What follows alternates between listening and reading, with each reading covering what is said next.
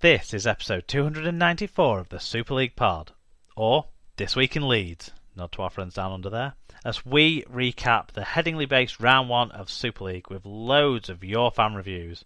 There were some twists and turns, Tom Briscoe and Ryan Braley know which ones we're talking about, but ultimately no shocks, including who lost in Golden Point. Plus, news, cup results, NRL Brit Watch stats. Strap in, it's SLP time.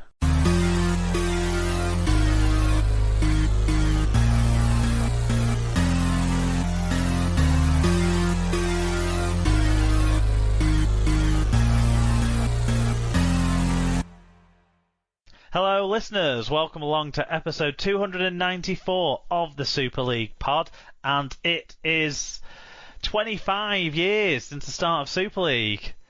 Alan, as we are recording today. I was merely a boy at the time. Yep, and so yeah, it's Mark and Alan you've got this week to not talk too much about the 25th anniversary of Super League, because it feels like we've been trying to celebrate that for 12 months now, so I'm not sure. I have to say it does feel like we've been here before. I definitely remember us talking about it last year during lockdown, so we probably don't need to talk about it anymore. Well, they made a big thing of the 25th season, and then have made a big thing of 25 years. I would have left the 25th season and then focused on it this year, but hey-ho, here's where we are. Do you want to give a shout out to our sponsor before we tell everyone what to expect this week? Yep, so this episode is sponsored by Rob's Toy Shop. You can find a wide range of toys, gifts, rugby league birthday cards and more at Rob's Toy Shop on eBay. Visit stores.ebay.co.uk/Rob's Toy Shop, and on any order over £5 you can earn 5% cash back, and 1% of your order will go. 1% of your order value will go into the SLP coffers, but only if you put SLP discount in at checkout. Yeah, check out Rob's Toy Shop on Twitter and you'll see what new stock they have in. So yeah, this week on the show there's news about those rising to the top, albeit temporarily, and those previously at the top when it comes to off-field matters. I don't know who you could be talking about. Genuinely, we might have record or close to record numbers of fan reviews on the games this week. It's one stat that I don't check, but we had a lot, which is fantastic. Plus, you know, we've got Super Leagues back, 4 streamed games from the Cup, NRL action too. So that's what everyone's been getting in touch with us about, which is fantastic. And then after we've gone through all the scores and as many of the key stats as possible, given the fuck-uppery of the stats over week 1 of Super League, apparently clean breaks and tackleballs aren't a thing anymore. So what the fuck's that about? But then we'll make our guesses for the Mose Masoe Round, which is coming up this Easter. And guess what? Our quiz will be about the big man as well, Alan. Wow. So if you can, in between us the recording bits, to swat up a bit on Mose Masoe, might help you for the quiz. Okay. But yeah, you know, it was great, weren't it, seeing him at the game at the weekend and launching his foundation over the last couple of weeks, and everyone should have seen the Sky Sports piece as well already. So we'll give a bit of a shout out to the big guy ahead of his weekend sort of exposure next week as well.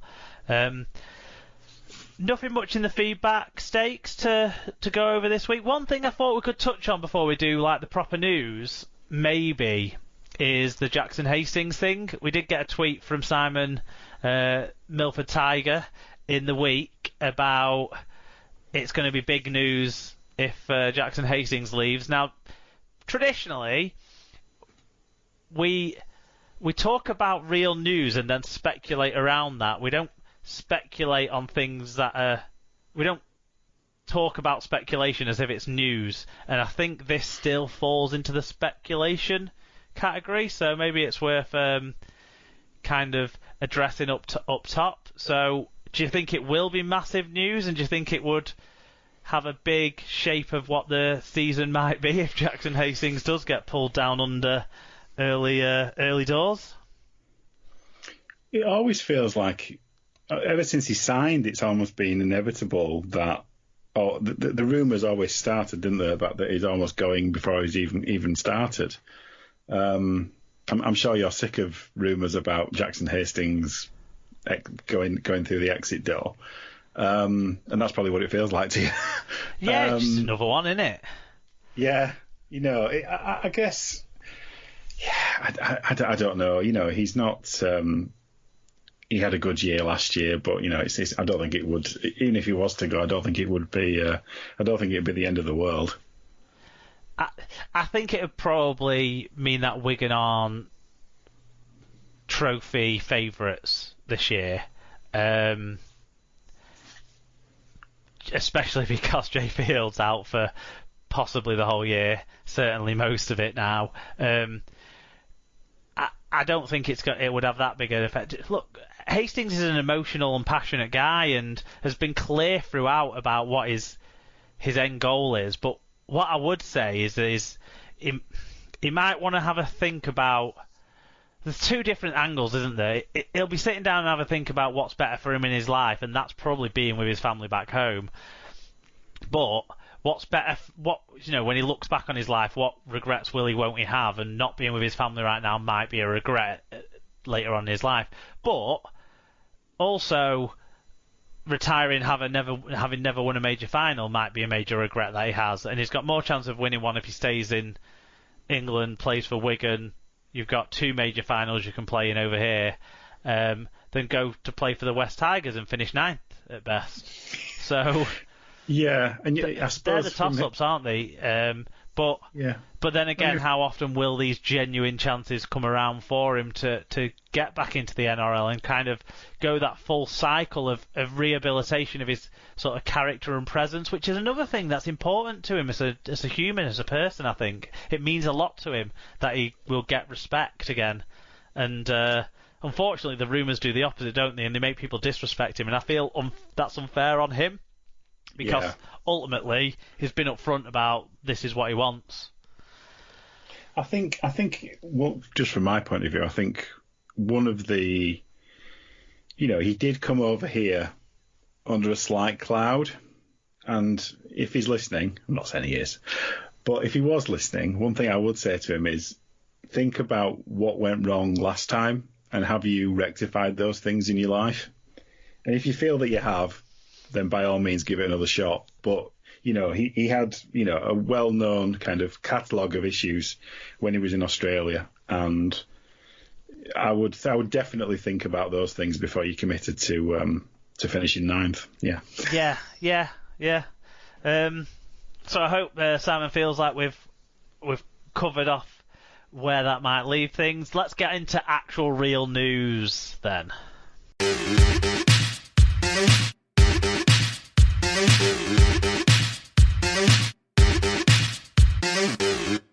So we move into news this week, and the first story is around Huddersfield Giants chairman Ken Davy, who's been elected Super League interim chairman ahead of the new season.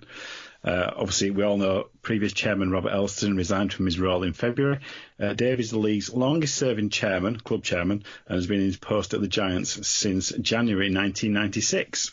Davy said, "I'm looking forward to working with the Super League executive, the Super League clubs and the RFL to create a lasting framework which will enable us to unleash the energy and excitement," he definitely wrote this, "of Super League, as well as the whole sport of Rugby League. This autumn, this country has the exciting prospect of hosting the Rugby League World Cup, which creates a great opportunity to share Rugby League with a wider audience. Keith Helliwell will take temporary charge of the Giants, with David expected to return once a permanent candidate is found." So we've got 3 fan views in on this. Matt Speakman 20 said, "Sigh." Tom Andrews said, "Well, he's good at improving things with no support, so seems a good appointment." And I don't know if there's an argument that it's treaded water rather than improved things, but Karsten said, "Well, he did a good job in Huddersfield and lowered the crowds to dead. But if the US can have half-dead person as a leader, why not Super League?"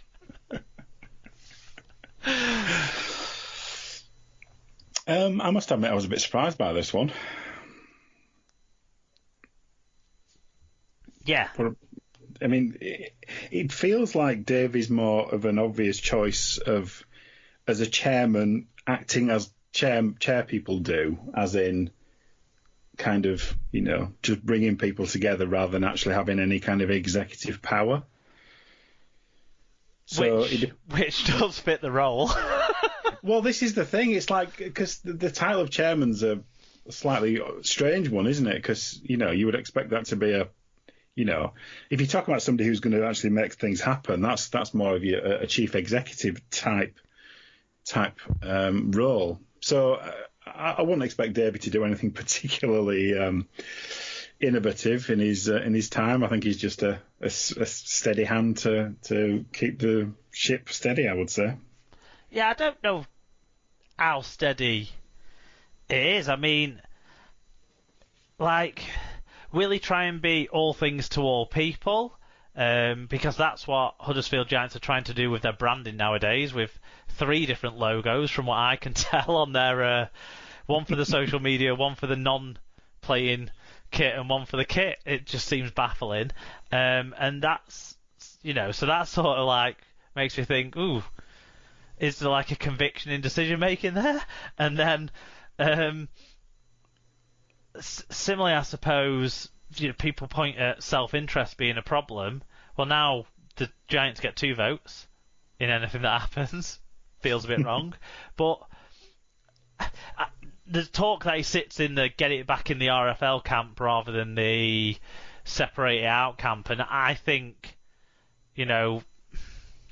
maybe with most of the board still just about being the separate it camp, and it might make sense to have a leader that's in the other group to even things out, but I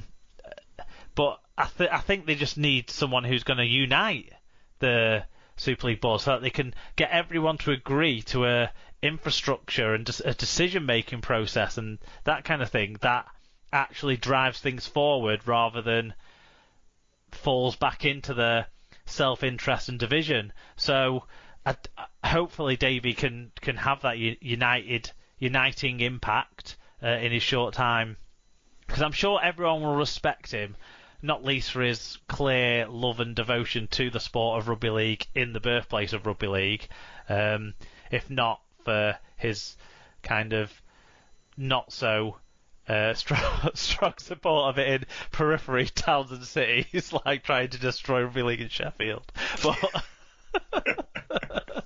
But no, I was surprised. I think it's very much a fill in the space kind of role.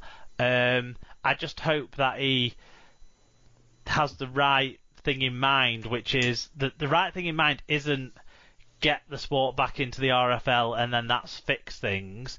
It's get everyone to be looking at the things they agree on first, get people on the same page and moving together, and then you can foster stronger, more secure relationships, I think, if you get people more in step.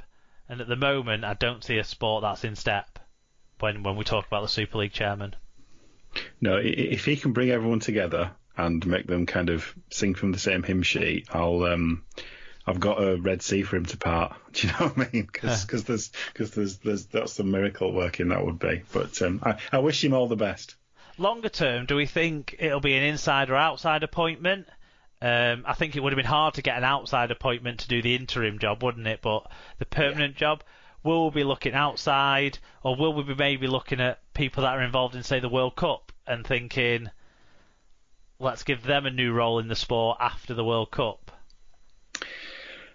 It all depends on what's in the job description, and we don't know that yet. So it's a bit difficult to start approaching people until you're clear about the future governance relationships. So that's the most important thing for Davy to achieve, isn't it? Getting an idea of governance and structure agreed by all of the people. But yeah, I mean, your kind of idea about the World Cup is, I think we didn't do that in 2013, did we? We let people drift. Yeah. So that would be a good idea. Something that is Talking maybe a good leadership. idea, maybe a questionable idea, is Bradford Bulls have appointed former Rugby Football League chief executive Nigel Woods as their new chairman. What? Yeah, I know. Who'd have thought it? The 4-time Super League champions are